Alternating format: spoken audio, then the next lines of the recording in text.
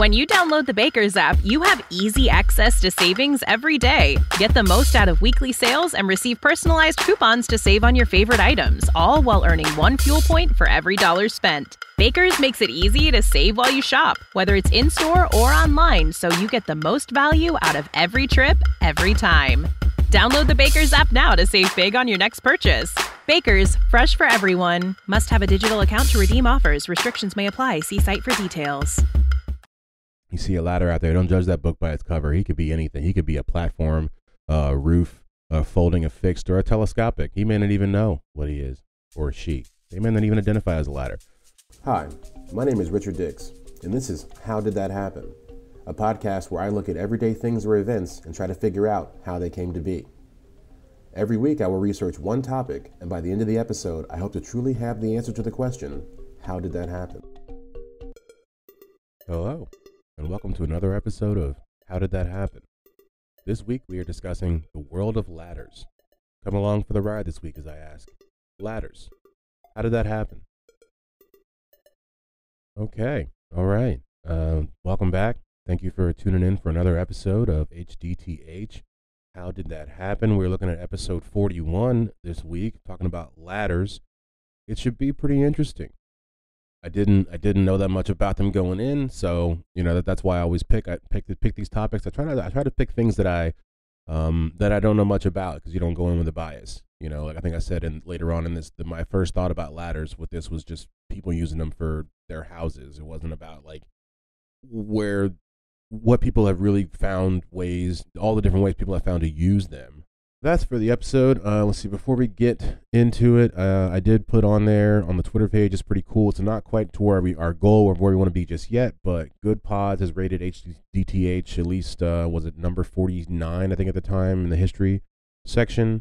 And so that's something, if you listen to this enough, I'm rooting for it to be the top 100 history podcasts on Apple Podcasts by the end of the year. And I've just been putting that into the air ever since we started, but we'll see. I'm happy with the growth. I'm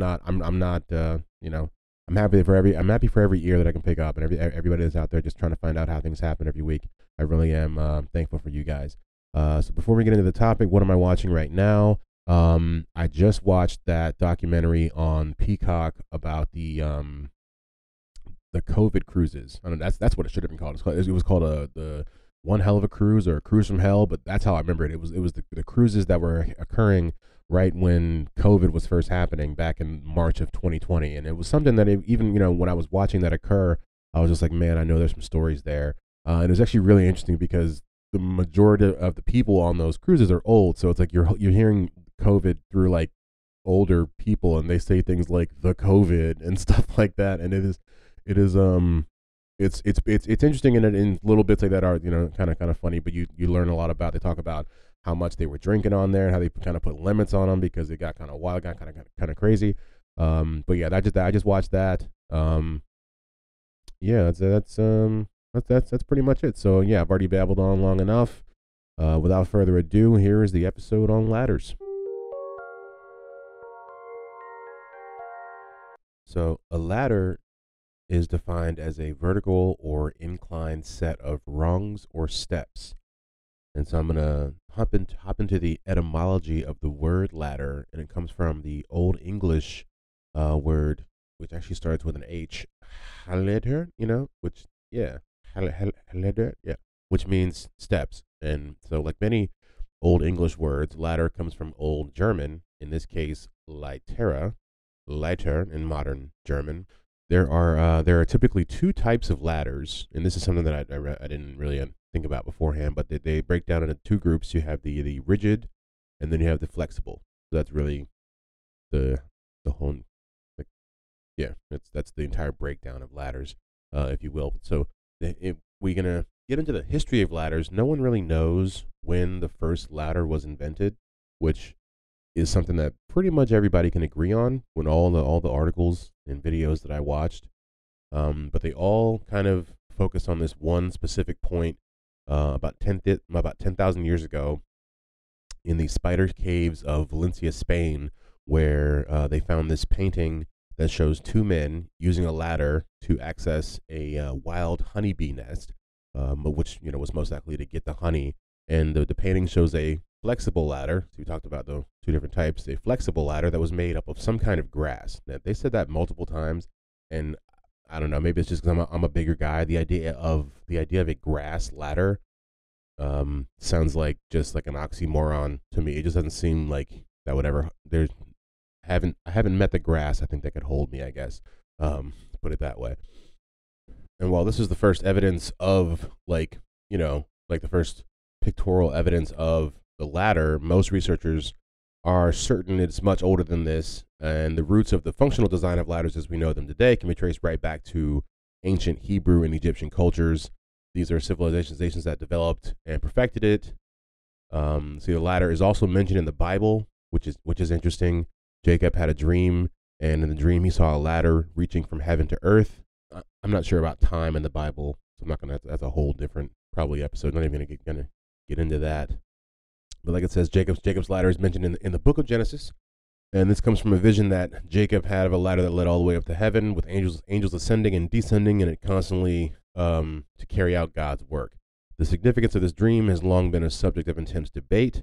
However, what it does tell us is that ladders were known about at the time of the Bible, which, like I said before, is significant and or insignificant depending on your view of time and or the Bible. All right, so next we're going to get to ladders in the Middle Ages. And when I got into this, I didn't really think about all the different time periods and eras in which humans have used ladders and how they've used them. My first thought was people using ladders on houses, which obviously this goes way back, like we said, 10,000 years ago. They were using grass ladders to get to honey. What they call them? Honey nest, honey pods, honey. I'm gonna sound really dumb right now. What are they called? I'm gonna look it up.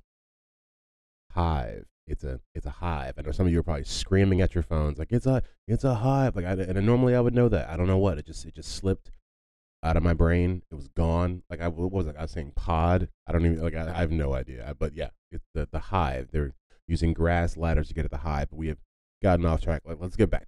Ladders in the Middle Ages. So ladders were turned into tools of war during this period, and they were tools that could aid armies in causing huge amounts of damage to castles and fortresses alike. Ladders in this period were made mostly from wood, and this made it very easy to find the materials necessary to build them and assemble them in the field, because you'd be walking through the forest, and what is the forest made up mostly of is wood. So during a siege, it was often the archers that would begin the conflict by firing at those atop the enemy walls. And when enough of them had been shot down and there were little to no enemy arrows being fired into the field, soldiers would approach with their long wooden ladders, and they were made for scaling the wall after they shot all the archers, and they all fell to their deaths. Eesh, kind of a little gruesome. So they would lean the ladders up against the walls of the castle or fortress and climb up in order to infiltrate and attack. And the scalers had to be fast, as they often were, and they had that allowed them to reach the top of the ladder at amazing speeds, because I guess people were still trying to shoot them down. And because really, it's not that an advanced level of a technology. It's like we killed some people, so we're going ladder, up against the wall, and now we're gonna climb this ladder. You're not hiding it. You're not camouflage. It's just a guy. You've seen people go up ladders. It takes a second. So you're kind of a sitting duck for a little bit. Of course. Like I said, they were also met with retaliation, and then some of that, what they would do, they would pour burning oil on these guys, and also shoot arrows at them too. And so sometimes you pour the oil, then you shoot a flaming arrow at a guy covered in oil. Boom, you got it like this. This guy that's just a flame. That's probably where they got the word "flame" from. Some guy was just sitting back and watching them try to take a castle in the Middle Ages. He was like, "That dude is a ball of great balls of fire." So for a long time, the only ladders that could be built or that were sold were made of natural materials like wood. This was because the widespread use of aluminum ladders wouldn't happen until the 19th century, because prior to that, there was no way for the ladder manufacturers to actually extract enough aluminum out of the ground to make aluminum ladders. So it was just like the technology wasn't there for them to have so many ladders of different types. Up next on our agenda is the invention of the stepladder. So in 1862, a man by the name of John H. Balsey, good name, received a patent for the first safety stepladder. This was in Dayton, Ohio. So if you're wondering, the birthplace of stepladders is Dayton, Ohio. Balsey was a carpenter born into a family of carpenters that were originally from Pennsylvania.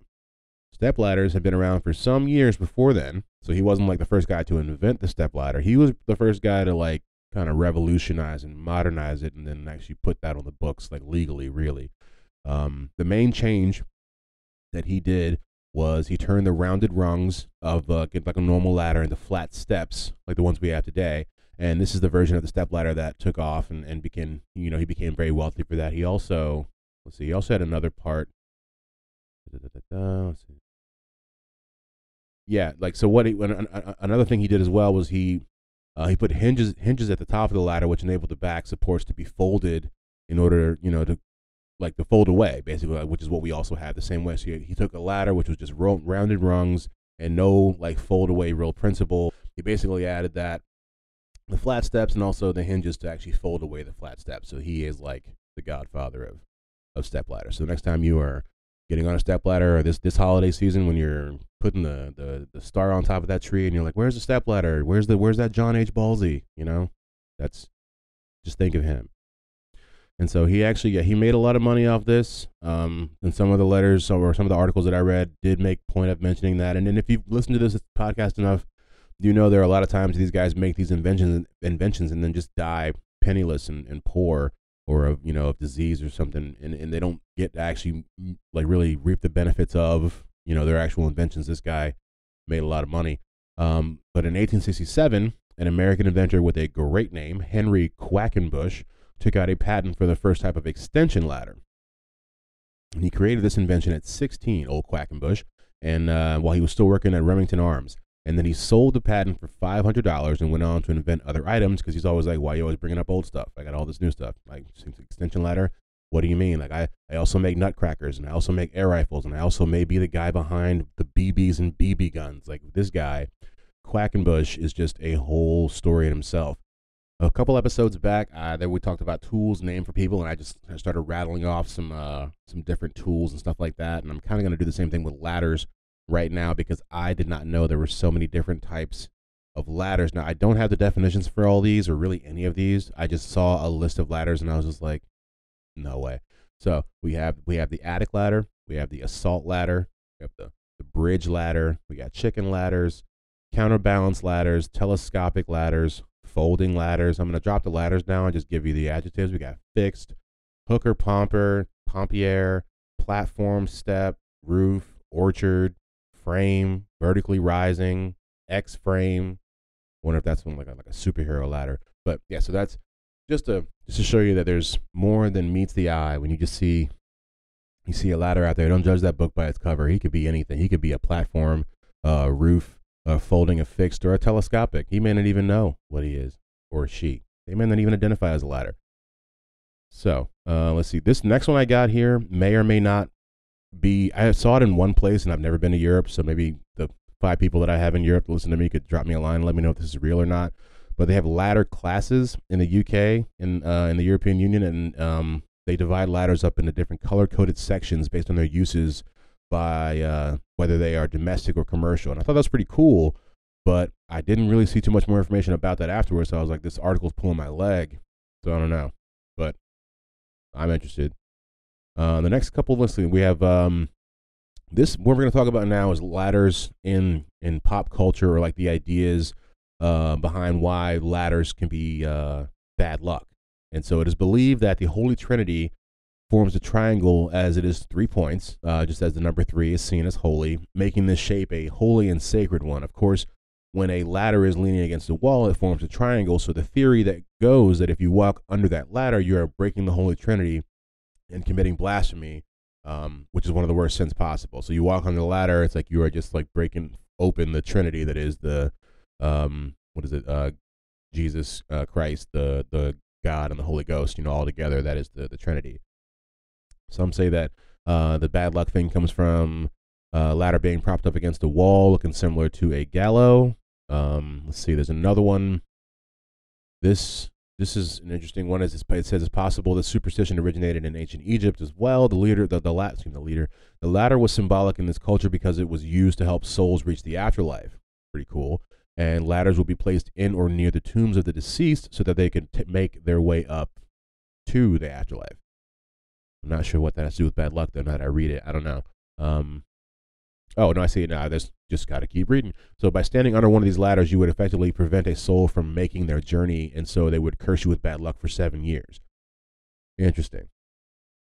And this last one for the bad luck, I had no idea was really a thing, but it does appear, in fact, to be a thing.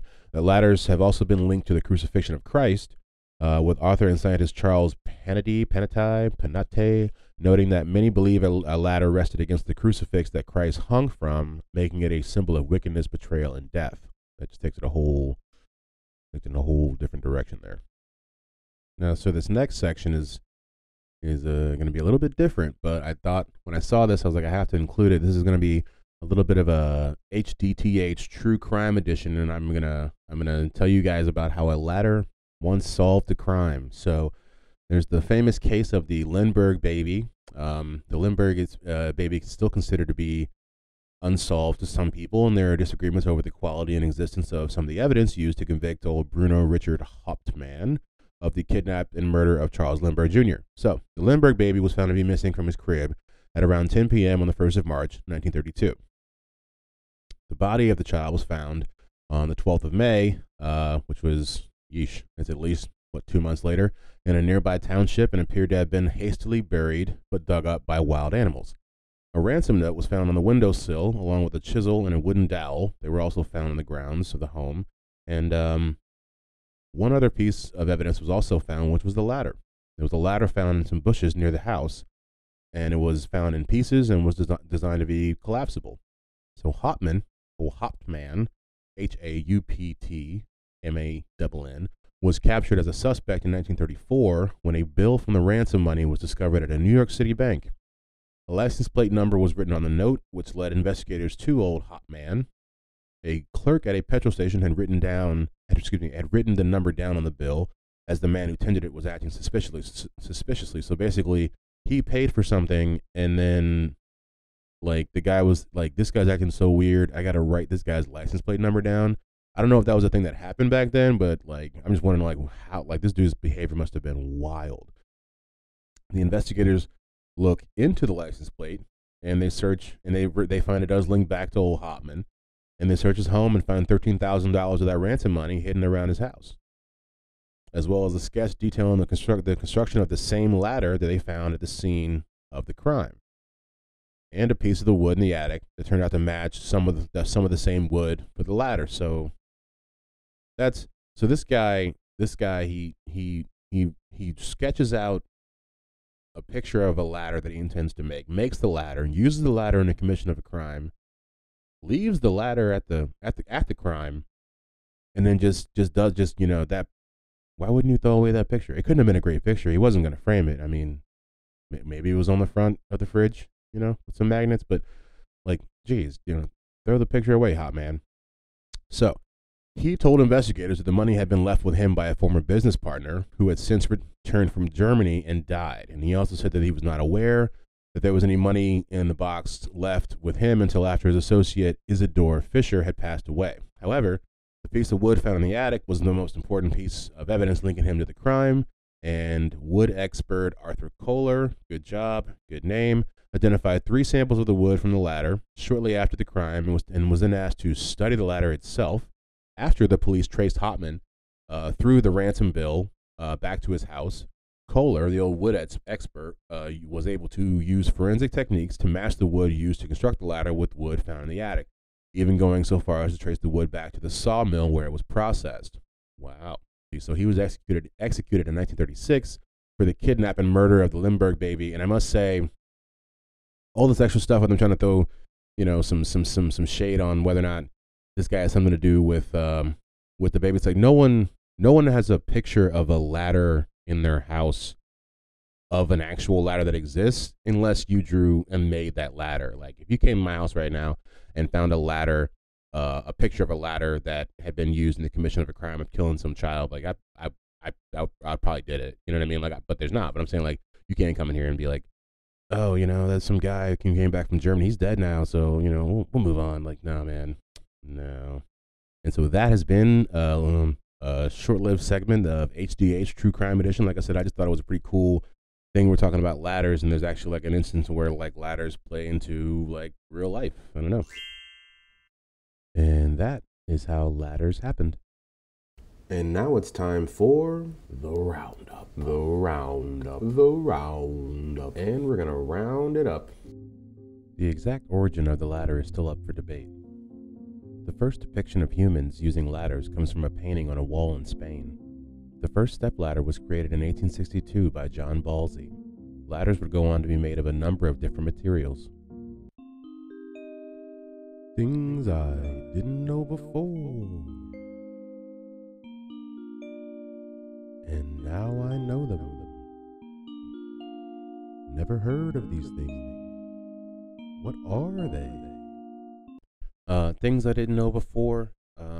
Let's see. So, one thing I didn't mention really with this is safety. Safety with ladders is something I didn't really mention too much this episode. It's something I was thinking about. I always think about. I've read books where people have fallen and hurt themselves. And Artie Lang, the comedian, I read his book. His father worked on roofs when he was a kid, and he fell and I think was paralyzed from the neck down for the rest of his life from a fall from a ladder accident. And so it says that over 500,000 people each year you have some sort of ladder accident, and their ladder falls result in at least about 300 deaths a year. That's something I didn't know. I'm guessing that's just in America. That statistic, it wasn't that specific, but yeah, that's what I'm thinking. That's something to think about. It's something I didn't know before. I've always been safe around ladders. My dad's always instilled a real kind of fear, which seems to be necessary in being on ladders and stuff like that. And that brings us to our next one, actually, something that I didn't really think about, but this article I was reading said that ladders are actually made for short tasks, like tasks that don't take that long to do. If it takes more than 30 minutes to do, then you shouldn't actually be doing it with a ladder. You should find some other, it says alternative equipment, basically, is what you should try to do, which I never thought about. I think I've definitely been on a ladder for more than a half an hour. I definitely have. I've definitely taken breaks. And I'm not at one point. I've never worked in a capacity where I had to have a ladder, but I just mean like cleaning the gutters or putting up Christmas decorations or just working on stuff, in the yard. But yeah, it's something to think about. So think about this, guys. If you're doing it for more than 30 minutes, you should find something else to stand on. It's probably smart. It's probably for your health. Let's see. The last one we have here is just a fun fact. This is the Guinness Book of World Records credits Thomas Hollerer of the Handwerks Museum in Austria with making the world's longest ladder, and this was back in April of 2005. So who knows if someone's beat this guy's record? Some guy's just like sitting in his garage, just like chomping at the bit to try to make the next world's tallest ladder. But they had 120 rungs, and it reached up to 135 feet long. So that was the world's longest ladder in 2005. If you want any more fun facts from 2004, that'll be next episode. Thank you for tuning in to another episode of HDTH. Hope to see you guys out there on the Twitter feed.